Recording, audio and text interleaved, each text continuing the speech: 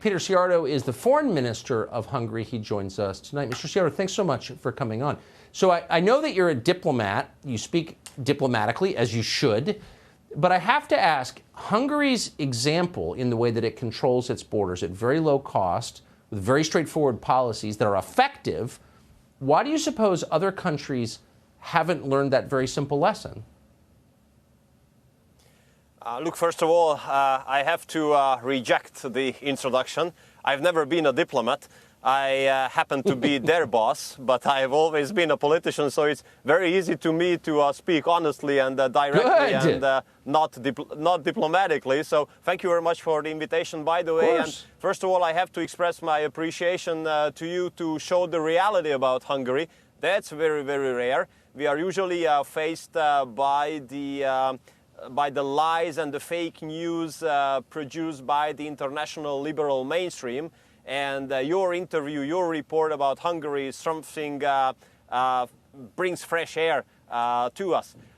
Regarding your question, I can tell you that whenever we have meetings of the foreign ministers in the European Union, and whenever we discuss border protection, migration, security-related issues, then the foreign ministers usually send text messages to me during the debate that I'm doing good and keep on doing that and say those things.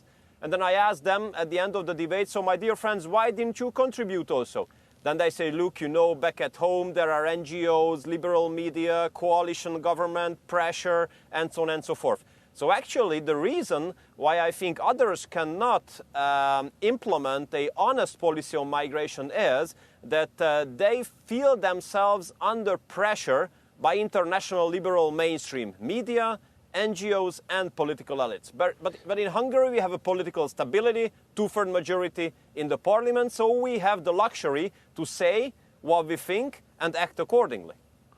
What's interesting is that behavior is such a threat to our foreign policy establishment, hysterical morons with lifelong history of failure, Anne Applebaum or David Frommer, people who really supported foreign adventures that hurt our country, hate Hungary and refer to it reflexively as a dictatorship, which obviously it's not, it's a democracy.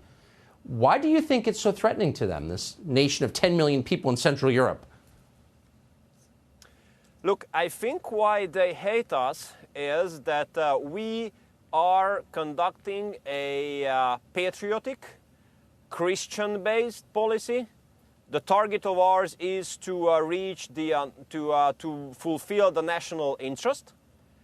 We are conservative, and in the meantime, we are successful.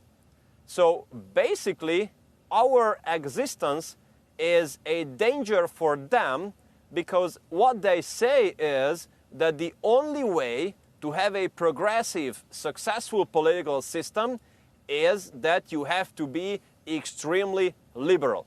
And our existence makes it very clear that no, this is not the only way to be progressive, to be successful, to fulfill the interest of your nation.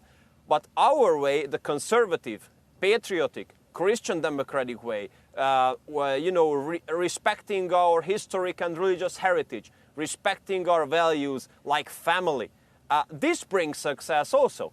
So the reason why they want us to be beaten on the next election is that basically one of the last successful conservative government would be kicked out from power, and then they could speak about the fact that, oh, look, liberal mainstream is the only successful ideology in the world. They see you as a much bigger threat than China, which just tells you everything. They're going to try to interfere in your election, as you well know. Good luck. Peter Sziarto, the foreign minister of the nation of Hungary. Thanks.